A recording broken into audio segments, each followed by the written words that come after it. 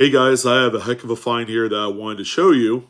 I at first I was like incredibly excited when I came across this. I was just at the bank grabbing a little bit of cash for the weekend and happened to come across one of these bad boys right here, $100 bill.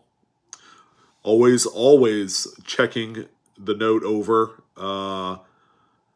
like a fine tooth comb. Came across this fancy serial number here. So we have a serial number that's fours and sixes. And as you can see, it's a relatively decently crisp $100 bill. It does have some wrinkling here along the edge, a little bit of a corner fold right there.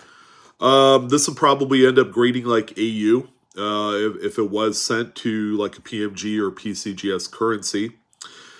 But yeah, like I said, I was extremely excited. I mean, you could tell on just from the look at my face. I haven't come across a pretty decent fancy serial number. Now, it's not the craziest one. This is what they call a generic binary. Traditional, true binary serial numbers are generally zeros and ones by definition, and in the fancy serial number collecting hobby, I guess is what you could call it. This one right here is a generic. So fours and sixes are not zeros and ones. Okay, zeros and ones, where your serial number is all zeros and ones, are worth quite a bit more. All right, because they're traditionally known as true binaries.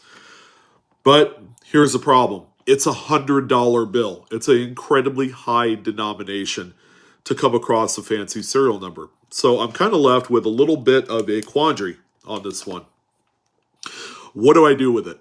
All right. For a lot of people, someone will come across and they'll try and justify holding on to it, but it is a incredibly high denomination, and that's where a lot of the problems kind of lie in this particular case.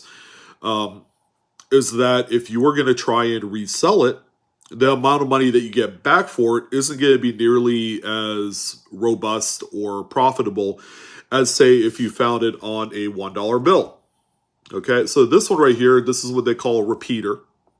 This is a note that I found about a year ago. So it's got 7230 repeated twice on the same serial number line.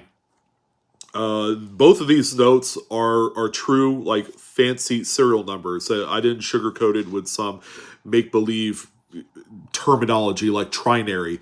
Trinary is not a real kind of like fancy serial number. Although if you were to put it into the cool serial numbers or the my currency collection database and see what coolness rating it gets, it'll probably tell you it's pretty cool.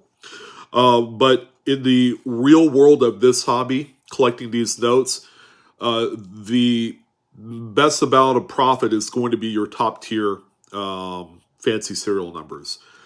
So, so the difference is between the two. Okay, let's say if I had this serial number on a $1 bill, that's easily going to be a $40 to $50 note in approximately this condition. This one right here, as you can tell, is circulated. All right, it's got centerfolds and all sorts of other things there. It's not the perfect note, but it's a decent looking note. However, that same serial number, okay, as you can tell, like I said, $40 to $50, which represents about a 40x to 50x multiplier compared to the face value. Now, is it reasonable to take the $100 bill and think that you could get 40 times face for this? Last time I checked, this is not a $4,000 note, and it will never be that. However, the discussion to high denomination, to me, high denomination is anything that's maybe a $20 bill and up. I would even throw $10 bills in there, only because it's a very funny denomination. There's not nearly as many of those that's circulated compared to 20s, 1s, 5s, things like that. But when we get into higher denominations, some of your lower tier fancy serial numbers aren't going to command the kind of money that's probably deserved of that particular note. This $100 bill, I could probably go on eBay and ask maybe like $179 shipped for it. Okay. And that's it. It's not something that I'm going to be able to 2x my money. I'm just not going to be able to do that. And again, the higher the denomination, the rate of returns diminishes quite a bit because you have a much higher denomination. The scale, the profitability scale is so far out of whack, it's not even funny. But not all fancy serial numbers are afflicted to this kind of like low return factor on the high denominations. I took the time to put together just a little schematic. I'm going to pop it up on screen here. These are, I would say, the four most affected, I guess, more common fancy serial number types that you will encounter out in the wild. So we have your traditional repeater, much like that $1 bill. It's the first four numbers repeated twice on the same serial number string. You also have radars. Okay, these are also, people say, oh, they're palindromes. Okay, same difference.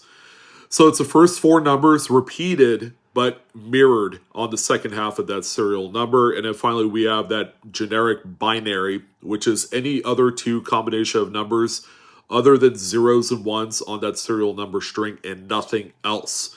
Those zeros, if there's like, if it's a 6-digit serial number and the first two numbers are zeros, but the last 6 digits are just two different numbers repeated in some way or, whatever, that doesn't count because there's three numbers in there. So those are greatly affected by the diminishing returns of high denomination. And finally, certain low serial numbers. A lot of people would say that, oh yeah, this thing has one leading zero. It's a 7-digit serial number, therefore it's low. No, that doesn't quite figure into the hobby. If you think it's neat, but by all means keep it. But there was zero premium on those type of notes. But anything with high denomination, anything with at the very least 4 leading zeros to where you have the highest, I guess, serial number would be 9999, 4 nines. So anything with 4 leading zeros and down would be classified as certain serial numbers. Now, when you get into like 9999, okay, that's actually a good one. That is what they call a double quad. So you have 4 zeros, four nines. That is actually quite scarce and very valuable on any denomination. But again, even with that kind of serial number, it's not going to guarantee you a tremendous premium on your $50 bill or your $100 bill. Whereas on the dollar bill, you might be able to get $100 for a note like that. So these 4 types of fancy serial numbers are the ones that are most affected by the rate of return dependent on the denomination. So the higher the denomination, your returns diminish greatly. You'll even see it on a $10 bill. I guarantee you, if you found like a 4-digit repeater, like on this one here, on a $10 bill in this same condition, you'll probably end up at your best of days achieving like a 2.5x or 3x multiplier on face value. So that note would be worth about $25 to $30.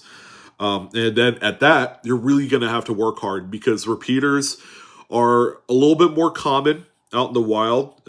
I would say probably for every $500 you search of $1 bills. We're just going to use $1 bills because it's easiest to obtain. $500 face in $1 bills will probably net you about 1 repeater. Okay, so that's kind of like the frequency in which you'll find that type of serial numbers, and then it goes up from there. As far as scarcity and just the toughness factor of finding those, like the radars and the generic binaries. Like, it took me a long time, and to find out a $100 bill is unusual because I usually don't get big bills like this that often. I ended up grabbing a few hundred, and this one just so happens to be one of them. So out of all the times I've pulled out a few $100 here and there, in just the last like 5 years, this is honestly the very first $100 bill, okay? So let's say if I were able to throw this up at a reasonable amount of money, I've seen similar notes of 50s and hundreds sell for about $200 with this type of serial number in similar comparable condition. You also have to factor in free shipping, which is what I always do with buy it now, add to cart listings, which will come off the top end. All right, so that's usually about, well, if I'm sending this out, more than likely it's going to be like a flat rate envelope. Okay, so it's $8. So that's going to be $8 that comes off the top. You also have to take the good old standard eBay 12.9%. We had this conversation yesterday on my tax video. 12.9% comes off of that. That's what, another $24, something like that. So by the time it's all said and done, we're probably going to be looking at taking however much I sell it for, like 180 shipped, take off maybe $35. All right, and that's where we're going to be profit wise. I'll probably make about 40-45 bucks. At the end of the day, it's a little bit of profit. Okay, and I get my $100 bill back. That profit will go into buying more stuff. But man, it's too bad I couldn't find out on a dollar bill. And I haven't searched a bunch of dollar bills. I haven't done any sort of video on that subject of just going through straps. Let me know if you guys like that sort of thing. I'll end up doing probably a dual feed on it. Like a video on YouTube, but also doing something on TikTok as well, since we got that up and running. So yeah, I mean, it's a very interesting collectible arena that I think is incredibly undersearched and a little bit underrated. There are people that kind of are more gravitating towards the allure of star notes than they are fancy serial numbers. And then the people that are getting into fancy serial numbers, they're really psyching themselves out with these kind of like pseudo kind of neat looking serial numbers that aren't really anything in the marketplace. The birthday notes are quite interesting, but they have to be oriented correctly, month, day, and then year, for them to be super desirable. But all in all, I mean, this is something that I'm telling you guys, if you can't grab and get a hold of any like coin rolls for the bank, because there's still quite a bit of resistance at some banks about giving like large amounts of coin, especially in boxed form, you could always fall back on strap searching, primarily for the serial number hunt and star notes. That'd be a great way to supplement, what you're currently doing in the coin game, or supplement your income if that's something you want to do. But just this one hunt, this one search, just by looking at my money like a rabid dog, man, I'm just like, I'm clamping on to any sort of coin or paper money that comes into my hand, with change and all that. My wife's always like throwing money at me. Hey, check these out. You do come across, a little hidden gem in there. It's not going to be enough for me to retire, obviously, but it is enough for me to have this conversation with you this morning. And, this is good stuff, fun stuff. And, believe it or not, this is a very, very big market out there right now. And again, it's a very niche market. Okay, you're not going to honestly say that you could go out there and everybody will 100% get it, or they'll 100% be involved in it. But it's like errors and varieties in coins. It's like it's a very small percentage of people that actually collect into these, but people are starting to kind of wake up to these potential treasure hunts of these cool, fancy serial numbers. And it's a lot of fun. It's a lot of fun to do that if you don't mind going through, some of these paper money, whether they're nice and soggy and wet and gross, to some of the most crispiest, printed yesterday specimens. So that's what I wanted to talk about. Would love to hear your thoughts. If you guys have questions, go ahead and post them below.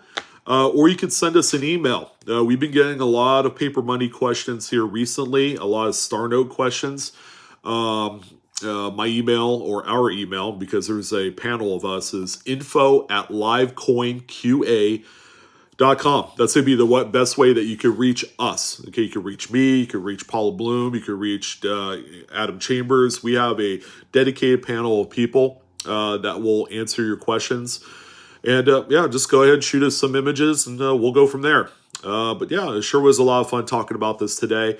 I won't have any videos up this weekend. We're going to be out of town, but we will be back Monday with an MMR unlike any other. It's going to be a very busy next few weeks. The Central States show in, where is it, Schaumburg, Illinois. It's just right outside Chicago. Will be going on first week of May.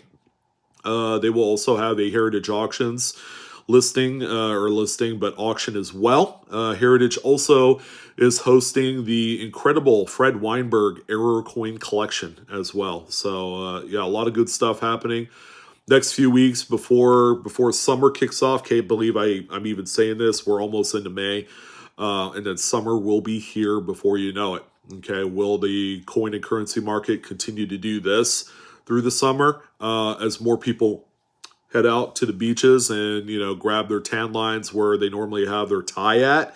We'll see. But that's it, guys. That's going to go ahead and do it for this one. I'll see you guys next time. Love you guys. Peace.